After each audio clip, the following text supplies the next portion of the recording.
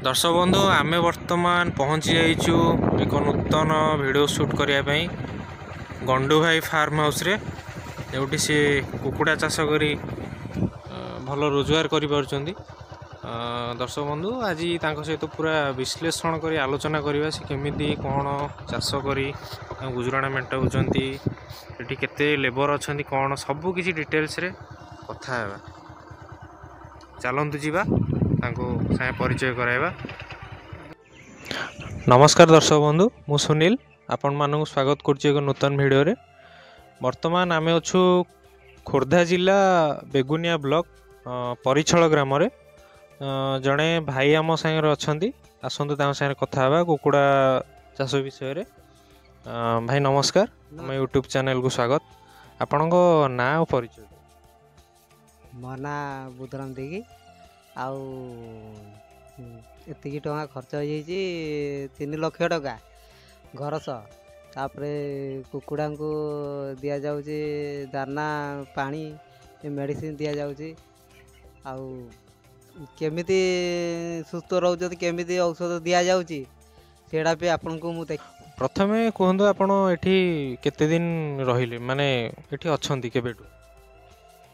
हेलाणी 2 मास खंड हेलाणी आगुरु ए लाइन ने थिले कोडी? आगुरु थिली चौदगार थिली आउ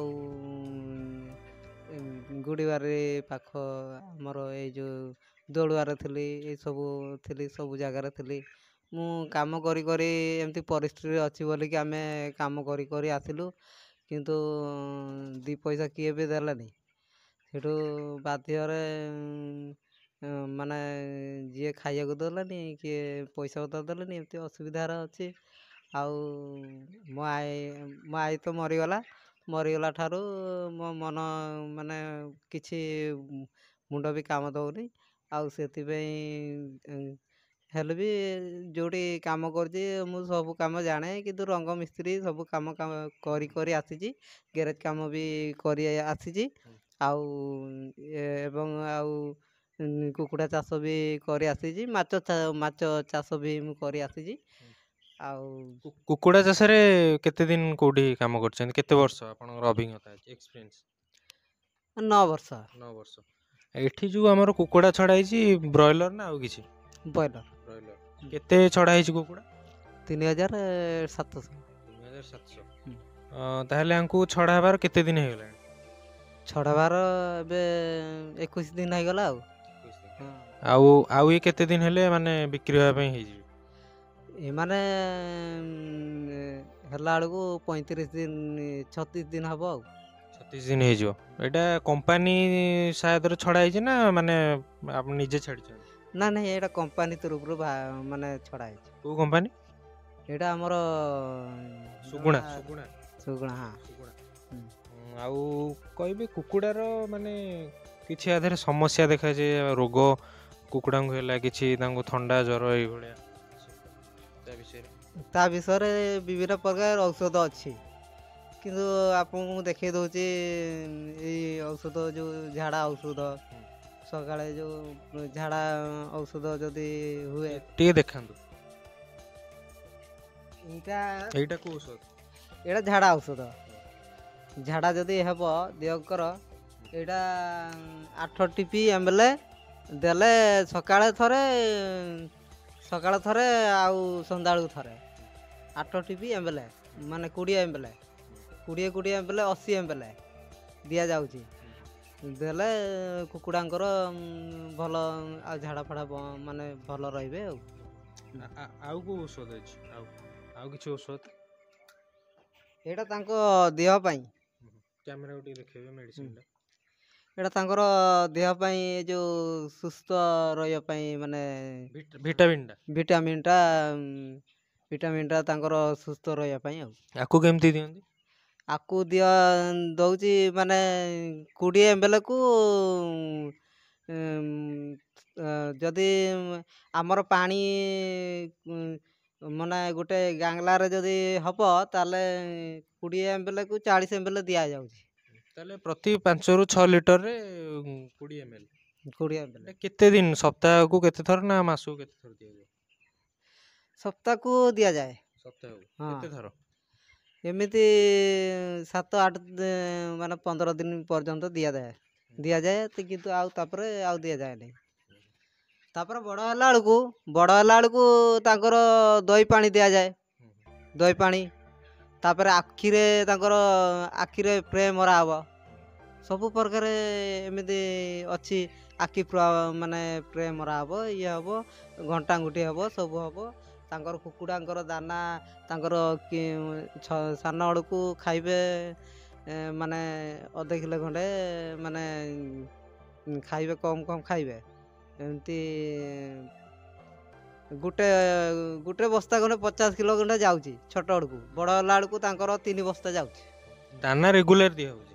ଦାନା ରେଗୁଲାର ଦିଆହଉଛି। ଆଉ କିଛି ମେଡିସିନ ଅଛି ଦେଖେଇ ପାରିବେ? ଆଜ୍ଞା, ଆଉ କିଛି ମେଡିସିନ ଯଦି ଅଛି ଆପଣଙ୍କୁ ଦେଖେଇ ଦଉଛି।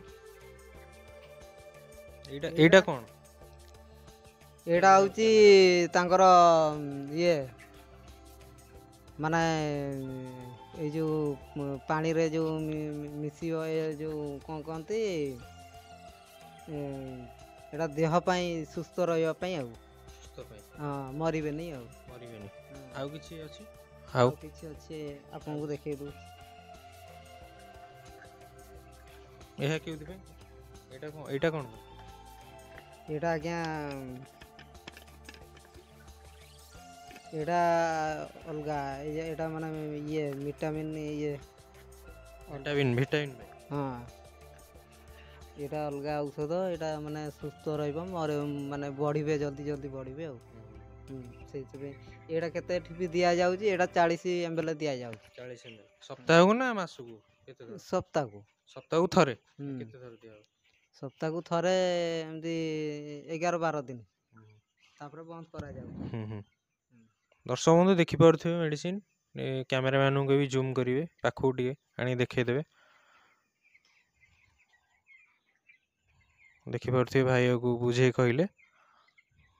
ଭାଇ କହିବେ କୁକୁଡ଼ା କମ୍ପାନୀ କେତେ ଟଙ୍କାରେ ଉଠାଏ କହିପାରିବେ? କମ୍ପାନୀ ଯୋଉ କୁକୁଡ଼ା ଛାଡ଼ିଥିବ, ଆପଣଙ୍କୁ କେତେ ଟଙ୍କା ଗୋଟେ କୁକୁଡ଼ା ପିଛା ମିଳେ? ଯଦି ରୋଗରେ ମରିଯିବେ, କି 80ଟା କି 100ଟା ମରିଯିବେ, ତେଣୁକରି ସେମାନେ କମ୍ପାନୀ ଯୋଉ ଦଉଛନ୍ତି, ସେ କମ୍ପାନୀ ତରଫରୁ ସେମାନେ ପଇସା ପାଉଛନ୍ତି। ଆଉ ମେଡ଼ିସିନ ଯୋଉ ନିଜ ହାତରେ କିଣିବାକୁ ପଡ଼ୁଛି। ଆପଣଙ୍କୁ କିଣିବାକୁ ପଡ଼ୁଛି? ହଁ, ନିଜ ହାତରେ କିଣିବାକୁ ପଡ଼ୁଛି। ଦିନକୁ କେତେ କୁକୁଡ଼ା ମରନ୍ତି? ଦିନକୁ ଏମିତି କହିହେବନି, 2ଟା-3ଟା ଏମିତି ମରୁଛନ୍ତି। ବଡ଼ ହେଲା ବେଳକୁ ମରିବେନି, ସାନ ବେଳକୁ ମରିଯାଉଛନ୍ତି। ଆଉ ଗଭର୍ଣ୍ଣମେଣ୍ଟର କିଛି ସହାୟତା କୁକୁଡ଼ା ଚାଷୀଙ୍କୁ ମିଳୁଛି କହିପାରିବେ ତା ବିଷୟରେ? ହଁ, ଗଭର୍ଣ୍ଣମେଣ୍ଟ ତ କିଛି ଦଉଥିବ, କିନ୍ତୁ କୁକୁଡ଼ା ବ୍ୟାଚ୍ ଉଠିଲା ପରେ ତାଙ୍କେ 35-36 ଦିନ ଭିତରେ ସେମାନେ କୁକୁଡ଼ା ଉଠିଲା ପରେ ଯାଇକି ଗଭର୍ଣ୍ଣମେଣ୍ଟରେ ପଇସା, ମାନେ 3 କି 5 ଦିନ ପରେ ଦିଆଯାଉଛି ପଇସା। ଦିଆଯାଉଛି। କେତେ ମାନେ ମିଳୁଛି ଜାଣିଛନ୍ତି? ଆଜ୍ଞା, ଏଇ 40,000 କି 50,000 ଟଙ୍କା ମିଳୁଛି। ଆଉ କିଛି କହିବେ ଯେଉଁମାନେ ଆମ ଦର୍ଶକ ଚ୍ୟାନେଲକୁ ଦେଖୁଛନ୍ତି, ଯେଉଁମାନେ ଆଗକୁ କୁକୁଡ଼ା ଚାଷ କରିବାକୁ ଚାହୁଁଛନ୍ତି, ତାଙ୍କୁ କିଛି କହିବେ ଚାଷ କେମିତି ଲାଭଦାୟକ ହେବ? ଚାଷ ଏମିତି କରାଯାଏ, କିନ୍ତୁ ସୁସ୍ଥ, ମାନେ କୁକୁଡ଼ାମାନଙ୍କୁ କେମିତି ମାନେ ଚାଷ କରାଯାଏ, କିନ୍ତୁ ଭଲରେ କେମିତି ଚାଷ କରାଯାଏ, ମେଡ଼ିସିନ ଭଲ କି ବ୍ୟବହାର କରନ୍ତୁ। ଆଉ କେମିତି ତାଙ୍କର ଦେହର ସୁସ୍ଥ କେମିତି ହେବ, ଝାଡ଼ା ହେଉଛି କି, ସେଇଟା ବି ବ୍ୟବହାର କରନ୍ତୁ। କିନ୍ତୁ ଦେଖିକି କାମ କରନ୍ତୁ। ମାନେ କୁକୁଡ଼ାଙ୍କର କେମିତି ସୁସ୍ଥ ରହିବ, ବଢ଼ିବ କେମିତି, ମରିବେନି ବେଶୀ। ଖରାଦିନେ କିଛି ସମସ୍ୟା କୁକୁଡ଼ାମାନଙ୍କ ଠାରେ ଦେଖାଯାଏ? ଖରାଦିନେ ଏମିତି ଖରାଦିନେ ଦାନା ଟେକାଯାଏ, ସନ୍ଧ୍ୟାବେଳକୁ ଦିଆଯାଏ। ଖରାଦିନେ କୁକୁଡ଼ା ଆଜି ଦିନ ଅପେକ୍ଷା ଖରାଦିନ ଅଧିକ କୁକୁଡ଼ା ମରନ୍ତି କି? ଆଜ୍ଞା, ଖରାଦିନ ଅଧିକ ମରନ୍ତି। ହଁ। କୁକୁଡ଼ାଙ୍କୁ ଗରମ ହେବା ପାଇଁ ମରିଯାଆନ୍ତି। ଏଇ ଖରା ବେଳକୁ ତାଙ୍କର ଯଦି ବିକ୍ଲେଲ ଲଗେଇବେ, ଯେଉଁ ଉପରେ ପାଣି ଚିଟକିବ, ପାଣି ଫୋପାଡ଼ିବ, ତାଙ୍କୁ ଯଦି ଦିଆଯାଏ ତାଙ୍କୁ ଥଣ୍ଡା ହେବା ପାଇଁ, ତାଙ୍କ ସୁସ୍ଥ ରହିବେ। ଆଉ ଯଦି ପିକ୍ଲର ଲଗେଇନି, ଯେଉଁମାନେ ଘର ଉପରେ ମାନେ ପାଣି ଇଏ କରିବା ପାଇଁ ଉପରେ ତାଙ୍କ ପାଇଁ ସୁବିଧା କରିବେନି, ଯଦି ତାଙ୍କେ ଅଟୋମେଟିକ୍ ରୋଗର ବେମାର କି ମରିପାରେ।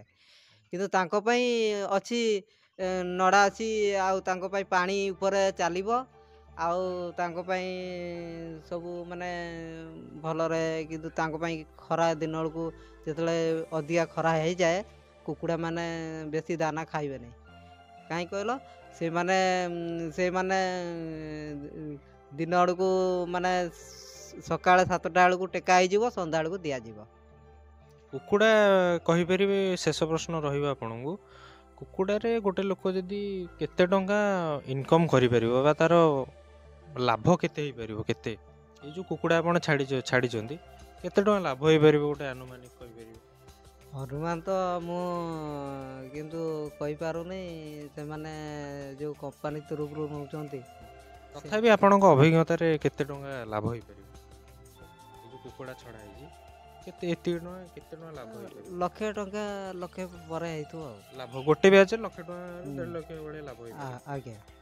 ଆଉ କିଛି କହିବେ ଯେଉଁମାନେ ଆମକୁ ଦେଖୁଛନ୍ତି ଯେଉଁମାନେ କୁକୁଡ଼ା ଚାଷ ପାଇଁ ମନ ବଳେଇବାକୁ ଚାହୁଁଛନ୍ତି? ଆଉ କୁକୁଡ଼ା ଚାଷ ବି ହେଇପାରେ କିନ୍ତୁ ଆଉ ମାଛ ଚାଷ ବି ଆଉ ଗୋଟେ ଅଛି।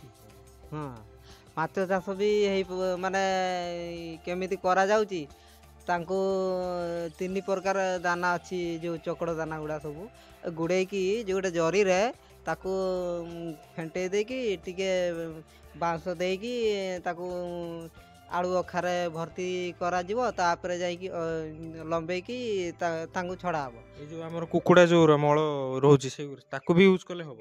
ହଁ ତାକୁ ବି ୟୁଜ୍ କଲେ ହେବ କିନ୍ତୁ ତାଙ୍କର ଅଲଗା ଦାନା ଆଙ୍କର ଅଲଗା ଦାନା ମାଛ ଚାଷ ଯେଉଁଟା ଅଲଗା ଏତେ ଦିନ ମୁଁ ମାଛ ଚାଷ କରି ଆସିଛି ଆଉ ସବୁ ପ୍ରକାର କାମ କରିକି ଆସିଛି ଆଉ ତେଣୁକରି ମୁଁ ବି ଜାଣିଛି ଏମିତି ଟିକେ ଟିକେ ସବୁ ଶିଖିଗଲି ପରେ ମୁଁ ସବୁ ଜାଣିଦେଲି ଆଉ କିଛି କହିବେ? ଆଜ୍ଞା ଆଉ ତାଙ୍କ ପାଇଁ 1.5 କିଲୋ ଯଦି ଏମାନେ ବଢ଼ିବେ କିଲୋ 1.5 କିଲୋ ଭିତରେ ଏମାନେ ଉଠିଯିବେ। ତାହେଲେ ଦେଖିପାରୁଥିବେ ଦର୍ଶକ ବନ୍ଧୁ ଭାଇ ବହୁତ ଜିନିଷ ଆମକୁ ବୁଝେଇ କହିଲେ ଯାହା ମୋର ଆଶା ଥିବ ଆପଣମାନେ ତାକୁ ବୁଝିଥିବେ। ଆଉ କିଛି କହିପାରିବେ? କୁକୁଡ଼ା ବିଷୟରେ ବିଭିନ୍ନ ପ୍ରକାର ରୋଗ ଆସିଗଲାଣି ତାଙ୍କର ଭଲରେ ପରିଷ୍କାର କରିକି ଦେବାକୁ ପାଣି ପରିଷ୍କାର କରି ଦିଅନ୍ତି ଆଉ ଔଷଧ ଠିକ୍ ଟାଇମ୍ରେ ଦିଅନ୍ତି ଆଉ ପାଣି ଠିକ୍ ଟାଇମ୍ରେ ଦିଅନ୍ତି ଆଉ ଯଦି ପାଣି ଔଷଧ ଆଉ ଯେଉଁ ତାଙ୍କର କର୍ତ୍ତଗୁଣ୍ଡ ଯେଉଁ ଇଏ କରୁଛନ୍ତି ଲୋକ ଗୁଡ଼ା ଯେଉଁ ବ୍ୟବହାର କରୁଛନ୍ତି ଭଲ କି ଘାଣ୍ଟିକି ତାଙ୍କର ବ୍ୟବହାର କରନ୍ତୁ ତାପରେ କୁକୁଡ଼ା ସୁସ୍ଥ ରହିବେ। ଦର୍ଶକ ବନ୍ଧୁ ଦେଖିପାରୁଥିବେ ଭାଇ ବହୁତ ଭାବରେ ଆମକୁ ବୁଝେଇ କହିଲେ ସେଥିପାଇଁ ବହୁତ ବହୁତ ଧନ୍ୟବାଦ ଆପଣଙ୍କୁ। ଯଦି କୃଷି ଅଧିକାରୀ ବା କିଏ ବି ଦେଖୁଥିବେ କୃଷି ବିଭାଗରୁ ଏଗ୍ରିକଲଚରରୁ ତାହେଲେ ଭାଇଙ୍କୁ ଆପଣ ସହଯୋଗ କରିପାରିବେ। ସିଏ ବି ମାନେ ମନସ୍ଥ କରିଛନ୍ତି କି ମୁଁ ଗୋଟେ ନିଜସ୍ୱ ଫାର୍ମ କରିବି ବୋଲି ଆଶା ରଖିଛନ୍ତି କିନ୍ତୁ ଆର୍ଥିକ ଅଭାବରୁ କିଛି କରିପାରିନାହାନ୍ତି। ତେଣୁ ଆପଣଙ୍କୁ ଅନୁରୋଧ ରହିବ ଯିଏ ବି ଦେଖୁଥିବେ ଭାଇଙ୍କୁ ସାହାଯ୍ୟ କରିପାରିବେ। ମୁଁ ଆପଣଙ୍କ ନମ୍ବର ବି ଦେଇଦେବି। ସେଥିପର୍ଯ୍ୟନ୍ତ ରହୁଛି ଯଦି ଭିଡ଼ିଓକୁ ଆମର ସେୟାର ବା ଲାଇକ୍ କରନ୍ତୁ ସାଙ୍ଗମାନଙ୍କ ସହିତ ସେୟାର କରନ୍ତୁ ଚ୍ୟାନେଲକୁ ସବସ୍କ୍ରାଇବ୍ କରି ବେଲ୍ ଆଇକନ୍କୁ ଦବାଇ ଦେବେ। ଦେଖା ହେବା ଖୁବ୍ ଶୀଘ୍ର ଏକ ନୂତନ ଭିଡ଼ିଓରେ। ସେଥିପର୍ଯ୍ୟନ୍ତ ରହୁଛୁ ନମସ୍କାର ଜୟ ଜଗନ୍ନାଥ।